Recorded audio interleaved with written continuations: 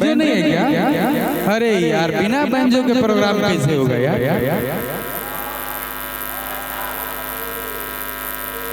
संजीव भाई बैंजो नहीं है बताइए, भोजपुरी मगही हम मैथिली में बैंजो नहीं रहेगा तो कैसे प्रोग्राम होगा यार?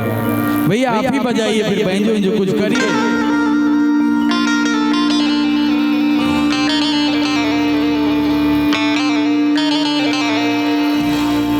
शंकर भाई रवि साउंड है ना? रवि रवि कहाँ है?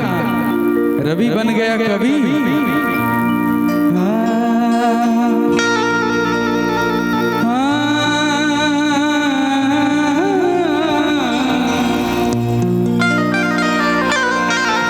और सारे यूट्यूबर लोग, मीडिया से जो लोग भी आए सबको दिल से धन्यवाद। खाली कैमरा ही कैमरा दिख रहा है। Love you yo.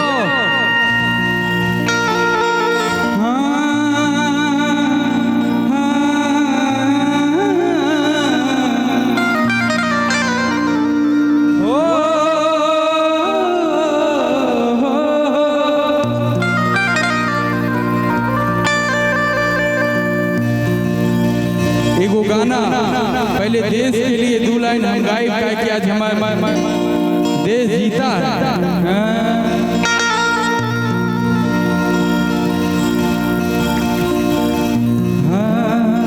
कि हम जिएंगे और मरेंगे, ऐ वतन तेरे लिए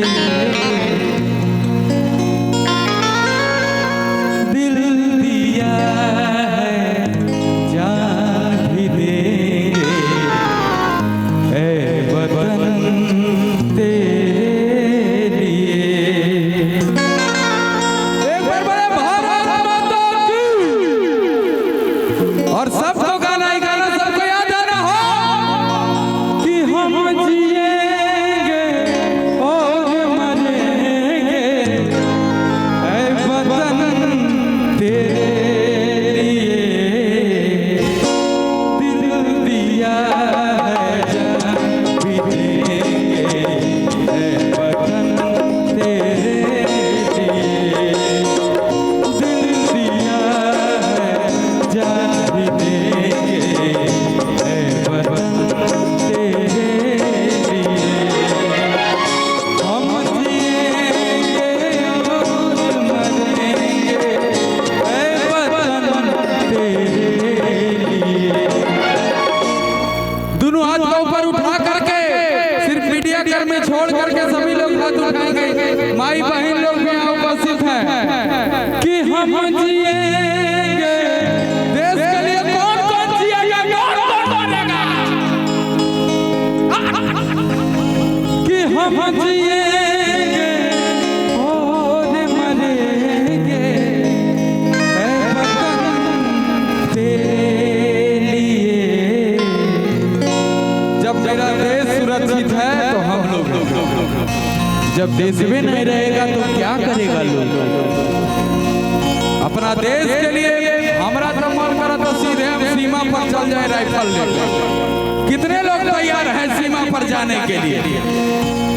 कि हम जिएंगे और मरेंगे, ऐ वतन तेरे लिए दिल दिया है, जान भी देंगे, ऐ वतन तेरे लिए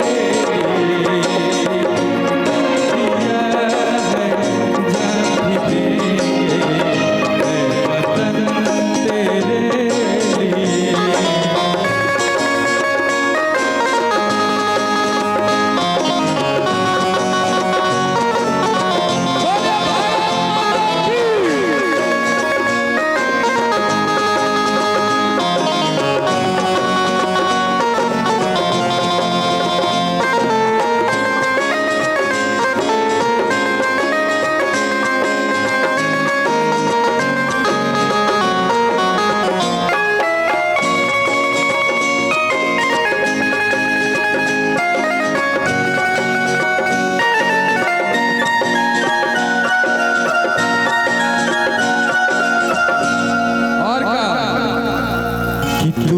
मेरा कर्मा, तू मेरा धर्मा, तू मेरा अभिमान है।